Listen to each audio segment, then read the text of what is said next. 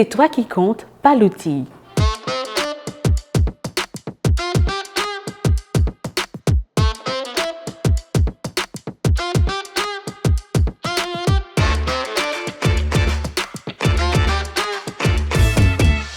Il y a deux types de personnes qui m'inspirent pour parler de ce sujet. D'abord, il y a ceux qui ne font rien, qui laissent leur projet s'empoussiérer en prétendant qu'ils n'ont pas encore le bon outil pour commencer. Ensuite, il y a ceux qui se cachent derrière la qualité de leurs outils et s'en vantent, attribuant automatiquement le succès de leur travail au prix de leur matériel. Tu sais quoi? Dans une certaine mesure, ils ont tous les deux raison. Mais la vie n'est pas un long fleuve tranquille et la réalité finira par les rattraper. Elle leur mettra sous le nez un panneau d'arrêt comme à un grand carrefour avec un message clair: ce n'est pas l'outil, c'est toi. C'est toi qui procrastines. On remet souvent à plus tard ce qu'on pourrait faire maintenant. C'est la procrastination et elle peut être un énorme obstacle à la réalisation de tes projets. Pour avancer, il faut passer à l'action, même si tu n'as pas les outils parfaits.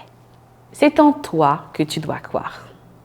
Souvent, on procrastine et on se trouve des excuses parce qu'on n'a pas conscience de son vrai potentiel. On idéalise le chemin du succès sans tenir compte de ses propres capacités.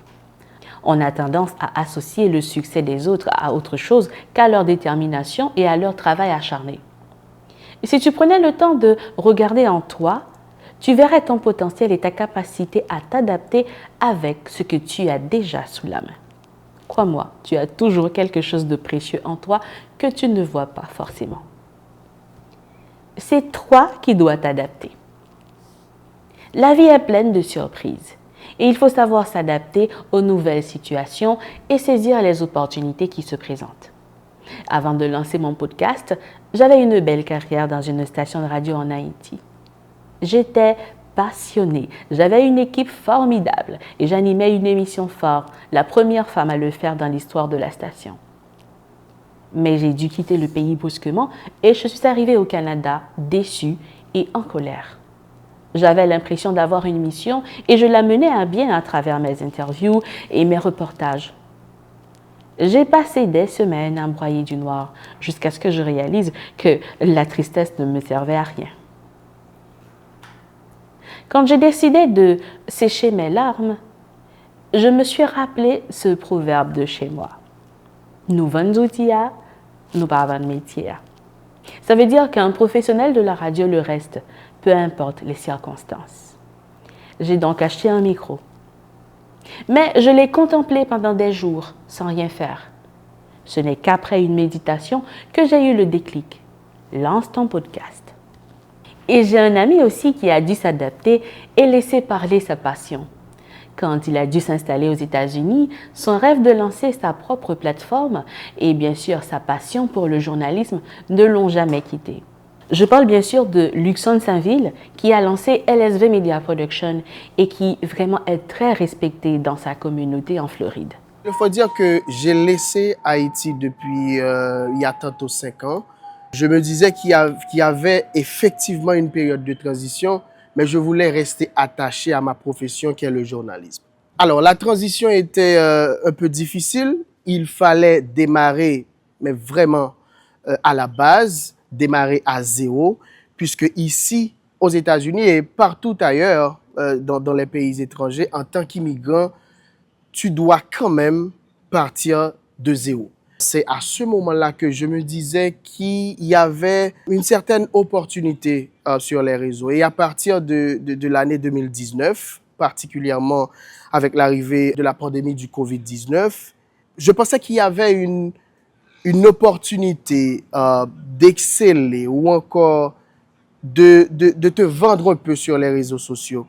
Et c'est à partir de là, j'ai commencé à construire Luxon Saint-Ville en tant que marque, en tant que brand. Ma détermination de continuer à exercer mon métier qui est le journaliste m'avait beaucoup aidé à construire LSV Media Production qui aujourd'hui représente une plateforme de référence sur les réseaux sociaux. Donc, il y avait pas mal de choses qui pouvaient me dérouter une fois arrivé ici aux États-Unis.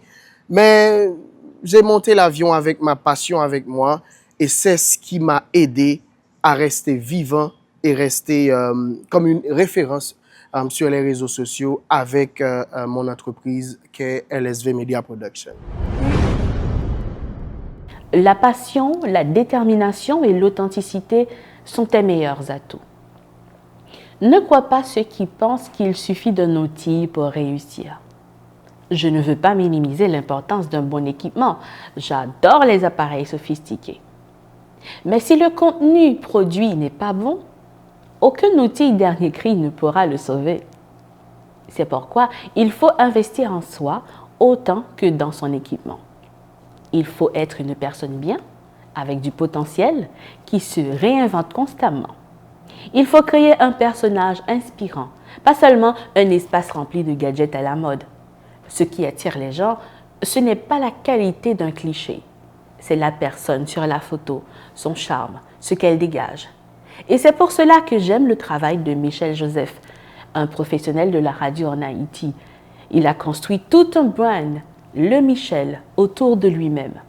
Aujourd'hui, c'est un maître de cérémonie sollicité et un ambassadeur de marque très respecté. Et devine ce qui l'a poussé à commencer.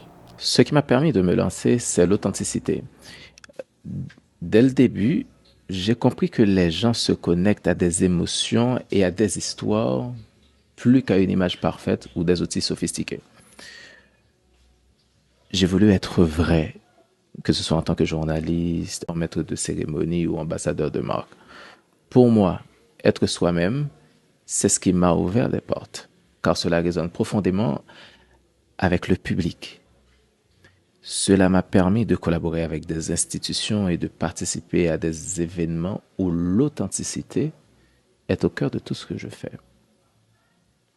L'outil, qu'il s'agisse d'un micro ou d'une plateforme, n'est qu'un moyen. Ce qui compte vraiment, c'est l'artisan derrière l'outil.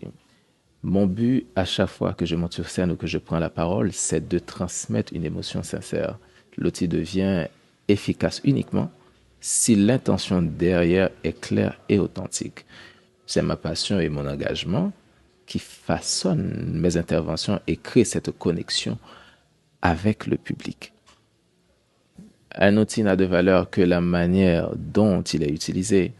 Et pour réussir, il ne suffit pas d'avoir des outils ou des opportunités, il faut surtout se développer, grandir personnellement. Que ce soit par la formation continue, l'expérimentation ou simplement en restant fidèle à soi-même. L'investissement personnel est la clé pour maximiser l'impact de n'importe quel outil. C'est toi qui dois être résilient. Quand tu décides d'affronter tes problèmes, tu développes une force intérieure qui te permet de voir le monde différemment. Alors, si tu te trouves à la croisée des chemins, n'aie pas peur du changement. Adapte-toi, regarde les nouvelles opportunités qui s'offrent à toi. C'est peut-être l'occasion de devenir une meilleure version de toi-même, même si cette version est très différente de celle que tu étais avant. Parfois, l'adversité et le changement révèlent en toi une facette que tu ne soupçonnais même pas. J'ai souvent dû me réadapter car la vie professionnelle, surtout dans les métiers de représentation et d'animation, demande une grande flexibilité. Chaque événement est différent, chaque audience a ses attentes et il est essentiel de pouvoir réajuster ses approches sans perdre de vue ses objectifs. N'oublie jamais qui tu es. À tous ceux qui m'écoutent, à mes amis en particulier, et à toi qui penses n'être plus que l'ombre de toi-même, surtout si tu vis l'immigration dans un autre pays, souviens-toi de ce proverbe français. Ce n'est pas l'outil qui fait l'artisan, mais c'est l'artisan qui fait l'outil. Je ne fais pas l'apologie de la médiocrité ou des présentations bâclées ici. Je rappelle simplement qu'un outil, quel qu'il soit, peut être remplacé et est interchangeable en fonction des circonstances. Mais l'utilisateur est celui qui demeure et qui donne un sens à son œuvre grâce à sa capacité d'agir, de s'adapter à sa passion, sa détermination et sa résilience. Donc, je suis quelqu'un de vrai, une personne qui aime vraiment quand on me prend très au sérieux. C'est pour cette raison que j'ai bâti cette réputation sur la crédibilité, la fiabilité et la rigueur. Peu importe ce que tu faisais avant ou ce que tu fais maintenant. L'important, c'est de te rappeler que ce que tu as entre les mains n'est qu'un outil, un moyen à ta disposition. C'est toi l'utilisateur et tu peux le manier pour atteindre tes objectifs. Qu'il soit dernier cri ou vintage, fais ce que tu as à faire. Ça n'a jamais été l'outil qui comptait. C'est toi. Alors donne le meilleur de toi-même et deviens la version que tu préfères.